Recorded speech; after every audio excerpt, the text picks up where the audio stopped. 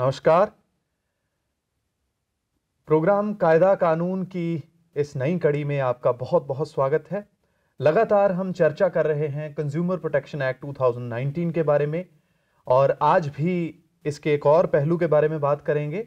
हमारे साथ स्टूडियो में मौजूद हैं डॉक्टर तरुण अरोड़ा। अरोड़ा जी, आपका स्टूडियो में बहुत बहुत स्वागत है। धन्यवाद तेजेंद्र जी। तो आज का जो हमारा विषय है कंज्यूमर प्रोटेक्शन एक्ट 2019 के अधीन, उसमें आज हम ये चर्चा करेंगे कि जिला आयोग में किस तरह से एक कंज्यूमर अपनी शिकायत दर्ज करवा सकता है, उसके लिए फीस कितनी है, क्या वो खुद शिकायत दर्ज करवा सकता है या उसे किसी कानूनी सलाहकार की जरूरत है। इन तमाम बातों पर डॉक्टर साहब रोशनी डालेंगे। तो डॉक्टर साहब, मेरा आपसे पहला प्रश्न यही है कि जब कोई कंज्यूमर आयोग में अपनी शिकायत दर्ज करवाता है तो उसके लिए क्या उसे कोई फीस भी भरनी पड़ती है, और उस फीस का निर्धारण कैसे होता है अगर कोई फीस भरनी है तो? तेजेंद्र जी, इसके लिए समय समय पर हमारी सरकार के द्वारा नियम बनाए जाते हैं। हमें यह समझना होगा कि जो कंज्यूमर प्रोटेक्शन एक्ट है 2019 का, उसमें जो प्रोविजंस दिए गए हैं वो सब्सटेंटिव प्रोविजंस हैं, स्थायी हैं। अधिकार क्या है, अधिकार की अनुपालना कैसे करवाई जाएगी, किसके माध्यम से करवाई जाएगी, कौन कौन से जो मंच हैं, आयोग हैं, वो स्थापित किए गए हैं, इनका जिक्र कंज्यूमर प्रोटेक्शन एक्ट में किया गया है। इसके अतिरिक्त केंद्र सरकार एवं राज्य की सरकार को कुछ शक्तियां प्रत्यायोजित की जाती हैं, यानी कि कुछ पावर्स डेलीगेट की जाती हैं। उन डेलीगेट की गई पावर्स के माध्यम से केंद्र सरकार व राज्य सरकार समय समय पर जैसे भी बदलाव की जरूरत हो कुछ नियम बनाती हैं। उन नियमों के अंतर्गत ये जो आपका प्रश्न है शुल्क का, कि क्या कोई शुल्क भी जमा करवाया जाएगा, उन नियमों के अंतर्गत शुल्क संबंधी व्यवस्था एवं अन्य प्रकार की व्यवस्था ये सब विस्तार सहित दी जाती हैं। तो जो हमारे शुल्क संबंधी नियम हैं, उन नियमों के मुताबिक जब आप जिला आयोग में जाते हैं, जिला आयोग से, चूंकि मेरा आशय जिला उपभोक्ता विवाद निवारण आयोग है, हम इसको निस्तारण आयोग भी कह लेते हैं। तो जब किसी वस्तु का मूल्य या किसी शिकायत की जो वाद की अगर आप आंकते हैं कीमत, वो 5 लाख रुपए तक है, तो आप ध्यान रखें कि ऐसी अवस्था में मात्र शिकायत दर्ज करवाई जाएगी। किसी तरह का कोई शुल्क वर्तमान नियमों के अनुसार नहीं है। यदि जो शिकायत ऐसी वस्तु या सेवा या उत्पाद के संबंध में है जिसका मूल्य 5 लाख रुपए से अधिक एवं 10 लाख रुपए से कम है, इस एक स्लॉट के अंदर अंदर है, तो जो 200 रुपए है उसका शुल्क लगेगा। 200 रुपए वह शिकायत जो कंप्लेनेंट के द्वारा दी जाएगी, उल्लिखित एक जो हमारा लेखबद्ध रूप तरीके से, उसके साथ 200 रुपए की आपको जो शुल्क है वो जमा करवानी है। अब इसके बाद चलते हैं ऊपर की ओर। 10 लाख से 20 लाख रुपए तक की जो शिकायतें हैं, वस्तु से संबंधित जो शिकायतें हैं, सेवा से संबंधित जो शिकायतें हैं, इसमें उत्पाद भी शामिल है, ऐसी अवस्था में 400 रुपए जो शुल्क है। अब 20 लाख से 30 लाख चलिए तो 600 रुपए है, 20 लाख से 30 लाख चलिए तो 1000 रुपए है। अब 30 लाख से आप ऊपर जाते हैं तो इसी तरह ये शुल्क बढ़ता जाता है, और 50 लाख रुपए से 1 करोड़ रुपए तक की जो शिकायत है, चूंकि वह जिला उपभोक्ता विवाद निवारण आयोग के समक्ष संस्थित की जाएगी, तो ऐसी शिकायत के लिए जो शुल्क है, उपभोक्ता को जो राशि जमा करवानी है, वह है 2,000 रुपए। 50 लाख से 1 करोड़ रुपए तक। जी। तो जिला जो हमारा आयोग है उसमें मैक्सिमम जो फीस लगेगी ज्यादा से ज्यादा वह 2,000 रुपए है। इससे ज्यादा जो शुल्क है वो नहीं जमा करवाने की आवश्यकता है। जी डॉक्टर साहब, जैसे आपने बताया कि 1 करोड़ रुपए तक के जितने भी मामले हैं वो जिला आयोग की क्षेत्राधिकार में आते हैं और उसकी जो फीस है वो भी आपने बता दी। अगर अब हम स्टेट की बात करें, राज्य की बात करें, तो राज्य आयोग में किस तरह के नियम है इन तमाम चीजों के लिए? जी, जो राज्य आयोग है उसमें अब हम 1 करोड़ से ऊपर चलेंगे। तो 1 करोड़ से ऊपर के जो मूल्य वाली वस्तु, उत्पाद या सेवा संबंधी जो शिकायतें हैं, उनके अंतर्गत जो 1 करोड़ से 2 करोड़ रुपए तक के हैं उसमें आप 500 रुपए का इजाफा कर दीजिए, यानी कि 2,000 था, 2,500 रुपए हो गया। अब चलिए 2 करोड़ से ऊपर, तो 2 से 4 करोड़ रुपए तक के वस्तु, सेवा, उत्पाद के मूल्य वाली शिकायतों की जो फी है, जो शुल्क है, वह 3,000 रुपए। इसके बाद अब हम आगे की ओर चलते हैं। 4 करोड़ से 6 करोड़ रुपए, चलिए 4,000 रुपए। 6 करोड़ से 8 करोड़, 5,000 रुपए। 8 करोड़ से 10 करोड़ रुपए तक के वाद शिकायत वाली, जिसमें के वस्तु भी शामिल है, सेवा भी शामिल है, उत्पाद भी शामिल है, मूल्य वाली जो शिकायतें हैं, उनके अंतर्गत जो फीस है हमारी वो हो गई 6,000 रुपए। तो जो राज्य आयोग है इसमें किसी भी अवस्था में जो आपकी फी है वह 6,000 रुपए से अधिक नहीं ली जा सकती। यह जो फीस के संबंध में सरकार के द्वारा नियम निर्धारित किए जाते हैं, यह उपभोक्ताओं के हितों के संरक्षण के लिए, लाभ के लिए किए जाते हैं। परंतु होता क्या है कि उपभोक्तागण जागरूकता के अभाव में, ज्ञान के अभाव में, वो अगर अधिवक्ता हायर करते हैं, यानी कि लॉयर को, एडवोकेट को अगर हायर करते हैं, वकील साहब को हायर करते हैं, तो फी कई बार उनको इस बात का ज्ञान नहीं होता कि कितनी कोर्ट फी लगेगी। जो न्यायालय का शुल्क है, मंच का या आयोग का जो शुल्क है, वो कितना है। अधिवक्ता की फीस के संबंध में ऐसी कोई व्यवस्था नहीं होती। वो अधिवक्ता पर निर्भर करता है कि वह प्रतिनिधित्व के लिए, अपनी वकालत के लिए वो कितनी जो शुल्क है वो वसूल करता है। परंतु जो आयोग का शुल्क है, हमें याद रखना होगा कि जो हमारा जिला आयोग है, डिस्ट्रिक्ट कमीशन है, उसमें जो न्याय संगत फीस है शुल्क के नाम पर जो ली जाएगी वह 2,000 से ज्यादा नहीं हो सकती। तो जो भी उपभोक्तागण जिला स्तर पर अपनी शिकायत का निवारण करने के लिए जाते हैं, यानी उनकी वस्तु का, उत्पाद का, सेवा का जो मूल्य है उसको अगर 1 करोड़ रुपए से कम आंका जाता है, तो इस बात का विश्वास रखें कि आपसे 2,000 रुपए से ज्यादा शुल्क नहीं वसूला जाएगा।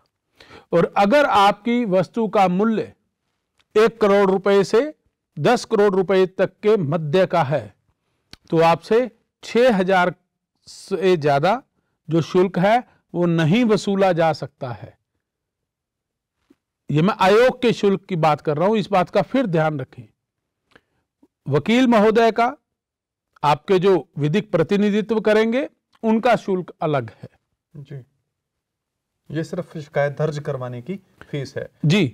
तो डॉक्टर साहब, आपने विस्तार पूर्वक बताया कि किस किस स्लैब में कितनी फीस आएगी और बिल्कुल अच्छी तरह से हमें गहराई से समझाया।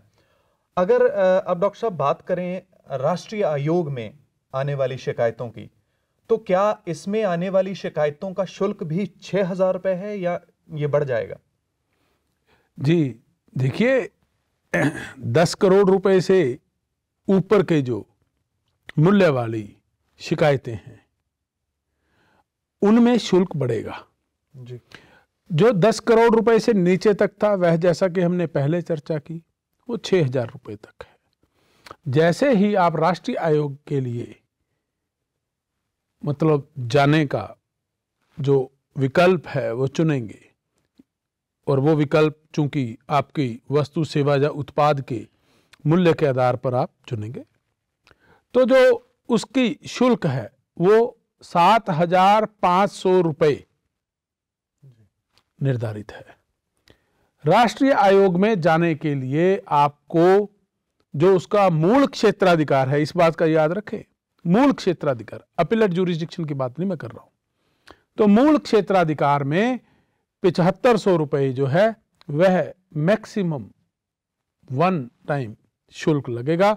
अधिवक्ता महोदय की फीस इससे अलग होगी।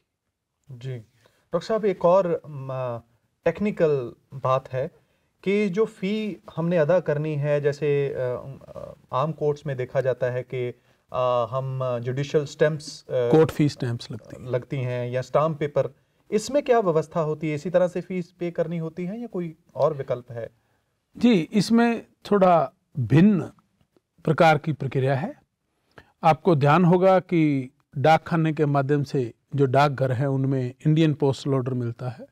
इसी तरह हमारे जो बैंक्स हैं, इन बैंक्स में ड्राफ्ट जारी किए जाते हैं, तो वह ड्राफ्ट के माध्यम से होगा।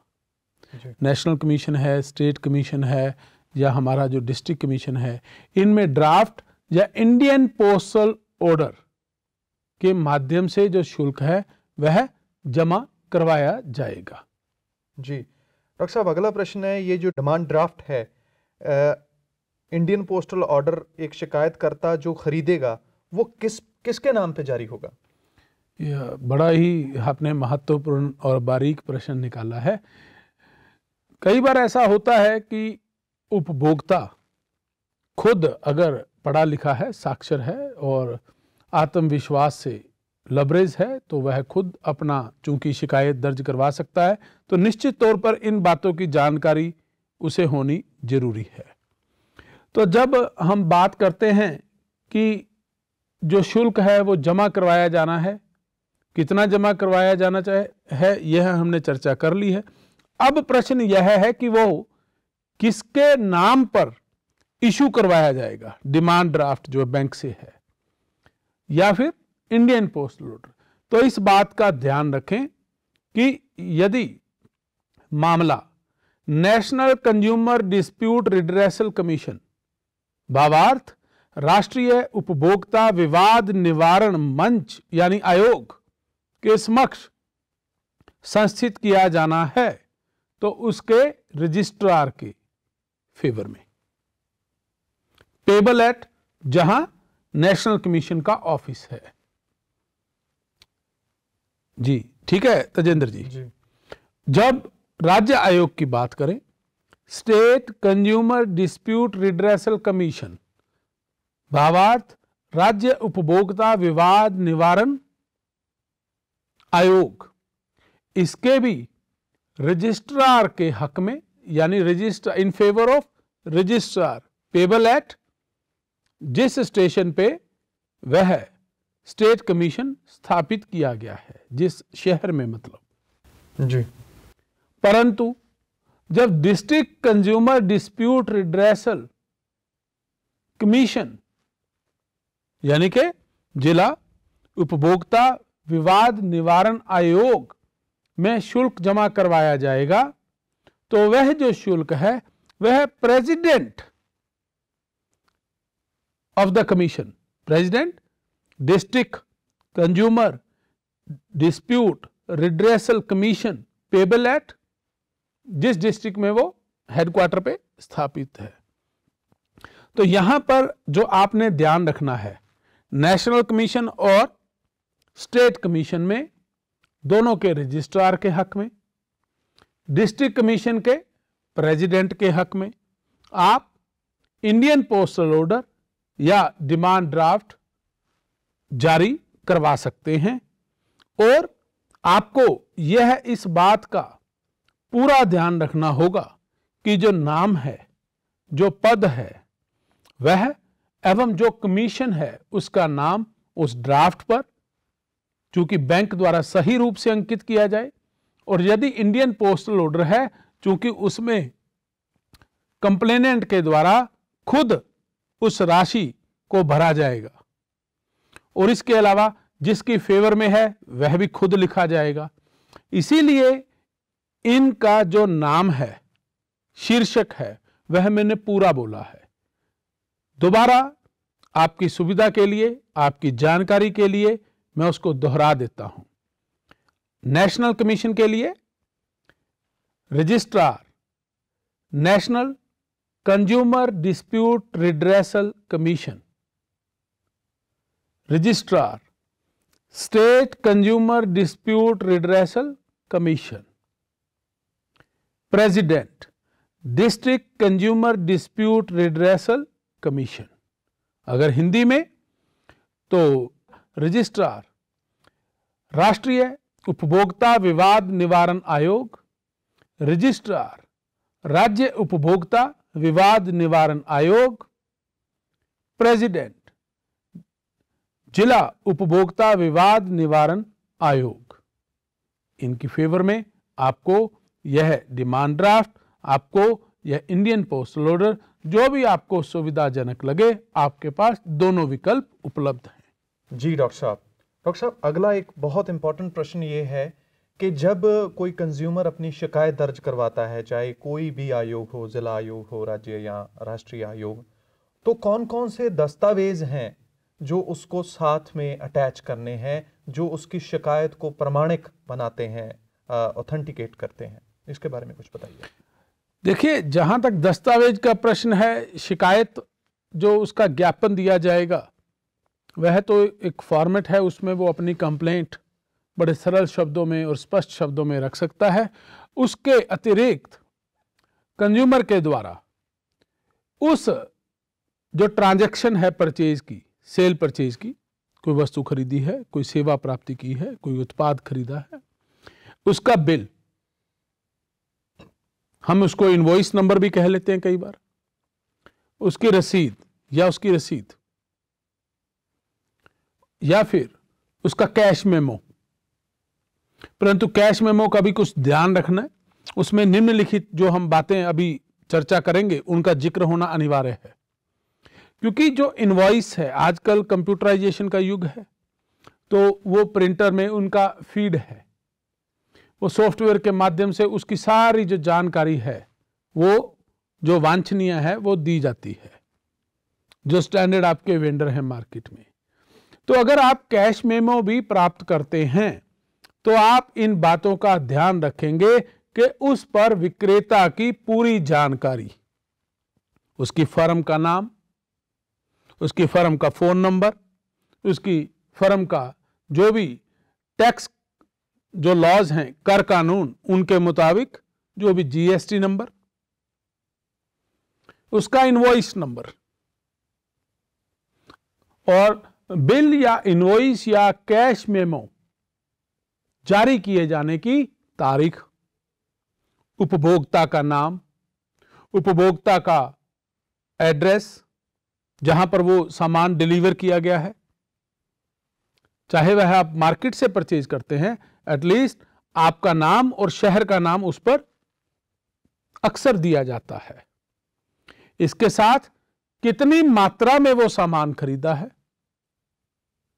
किस किस्म का सामान खरीदा है, किस मॉडल का सामान खरीदा है, उसका प्राइस कितना है, उस पर डिस्काउंट कितना दिया गया है विक्रेता की तरफ से, और उस पर टैक्स की जो दर है, कर की दर है, वह कितनी है,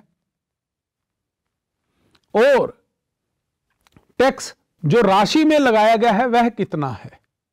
क्योंकि देखिए ना, टैक्स की दर में तो यह लिखा होता है कि state GST, central GST, percentage लिखा होगा 6%, 9%, परंतु आगे राशि भी लिखी होनी जरूरी है।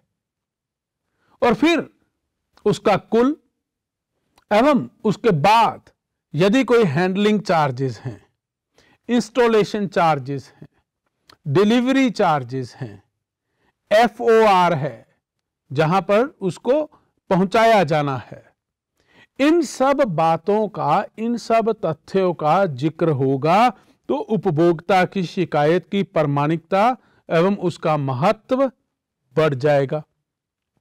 इसके अतिरिक्त एक जो बहुत जरूरी बात है वह यह है कि बिल के आखिर में नीचे एथोराइज्ड सिग्नेटरी, अधिकृत हस्ताक्षरकर्ता के हस्ताक्षर होने अति जरूरी है, और अगर हो सके ऊपर दिया है तो बेहतर है। अन्यथा जो बिल के नीचे अक्सर आपने देखा होगा उनके द्वारा जो स्टैंडर्ड सेलर हैं, कुछ ब्रांड रखते हैं, अपनी पहचान और अपनी गुडविल से जाने जाते हैं, उन्होंने नीचे अपना कस्टमर केयर नंबर एवं ईमेल एवं कॉन्टैक्ट @ जो नंबर हैं वह सब विस्तार से और स्पष्ट तरीके से दिए होते हैं, क्योंकि आपको डिस्ट्रिक्ट कमीशन में या स्टेट कमीशन या नेशनल कमीशन में चूंकि अपनी शिकायत दर्ज करवानी है, तो उस शिकायत के साथ आपका यह जो इनवॉइस है, यह बिल है, यह कैश मेमो है या जो भी रिसिप्ट है, अगर इस पर इन तथ्यों का जिक्र होगा तो आपको बड़े सरलता से, सुविधा से, आसानी से ये कमीशन न्याय देने में, आपकी शिकायत का निपटारा करने में सहायक साबित होंगे। जी डॉक्टर साहब, आजकल हम देखते हैं कि ऑनलाइन शॉपिंग का दौर है, खासकर पूरे कोरोना पीरियड में बहुत ज़्यादा जो ऑनलाइन शॉपिंग हुई है, क्योंकि लोगों ने दूरी बनाए रखना ज़रूरी समझा। ऑनलाइन शॉपिंग की बात करें तो अक्सर देखा जाता है कि डिजिटल सिग्नेचर्स का इस्तेमाल होता है, मगर कोई आमतौर पर ख़ुद जो ख़रीदार है वो इनवॉइस जनरेट कर सकता है घर में बैठकर। सुविधा दी जाती है ऑनलाइन शॉपिंग में, अलग अलग जो प्लेटफॉर्म्स बने हुए हैं उनके द्वारा।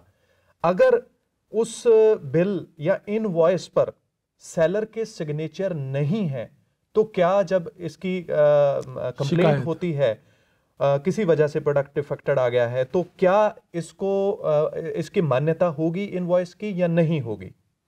जी बिल्कुल, जो हमारा नया कंज्यूमर प्रोटेक्शन एक्ट 2019 है उसकी यही सबसे प्रमुख विशेषता है। देखिए कि 1986 का एक्ट जो प्री लिबरलाइजेशन पीरियड में बनाया गया था और 1990 के बाद जो निजीकरण है, वैश्वीकरण है, इसके चलते जो हमारा आप समझ सकते हैं उदारीकरण है, इनके चलते हमारी अर्थव्यवस्था में, हमारे जीवन के सामाजिक आर्थिक परिवेश में कितना भारी बदलाव आया है, पूरा आमूल चूल परिवर्तन हो गया है।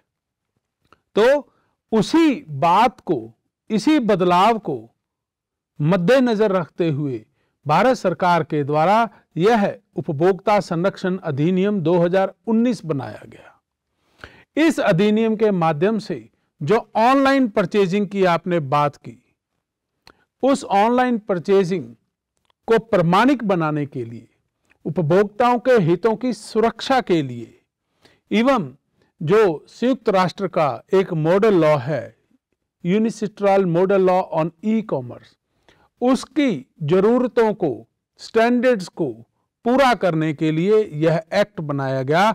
और इस एक्ट में बड़ा स्पष्ट तरीके से उल्लिखित है कि जो इलेक्ट्रॉनिक शॉपिंग की जाती है, ई शॉपिंग ऑनलाइन माध्यम से, उसमें सिग्नेचर की जो एथोराइज सिग्नेटरी के सिग्नेचर हैं, हस्ताक्षर हैं, उससे उपभोक्ता को छूट प्रदान की गई है। यह जरूरी नहीं है। और इसमें क्षेत्राधिकार के संबंध में भी 2019 के कानून में एक परिवर्तन लाया गया है कि जहां पर क्रेता यानी हमारा उपभोक्ता रह रहा है वह उसी स्टेशन पर या जहां पर वस्तु को डिलीवर किया गया है, वस्तु मैंने ऑर्डर की है, डिलीवरी आपको हो रही है, तो दोनों में से किसी भी स्टेशन पर वह जो शिकायत है दर्ज करवाई जा सकती है। यह ऑनलाइन जो परचेजिंग है, जो शॉपिंग है, उसको फैसिलिटेट करने के लिए, उसको सुविधाजनक, सरल, सुगम्य बनाने के लिए भारत सरकार के द्वारा यह उपभोक्ता संरक्षण अधिनियम 2019 पारित किया गया है। जी डॉक्टर साहब, बिल्कुल वो तमाम बातें जो जहन में रखनी होती हैं वो इसलिए रखनी होती हैं ताकि आप सुविधाजनक तौर पर ख़रीदारी भी कर सकें, और अगर ख़रीदारी में कोई दिक्कत आ जाती है तो आप इस एक्ट का बढ़िया इस्तेमाल भी कर सकें। और मुझे उम्मीद है कि जो तमाम बातें आपके जहन में थी वो मेरे जहन में भी थी, और मैं आपको ही रिप्रेजेंट कर रहा हूं, और आपके ही जहन में आने वाले सवालों को मैं डॉक्टर साहब से पूछता हूं। उम्मीद करते हैं कि आज की कड़ी भी आपको बेहद पसंद आई होगी। डॉक्टर साहब, आप स्टूडियो में आए, तमाम सवालों के जवाब दिए, इसके लिए आपका बहुत बहुत धन्यवाद। धन्यवाद तजेंद्र जी। इसी आशा के साथ कि अगली बार आपको फिर मिलेंगे एक नए टॉपिक के साथ। हम लेते हैं आपसे आज्ञा। आप अपना ध्यान रखिएगा। नमस्कार।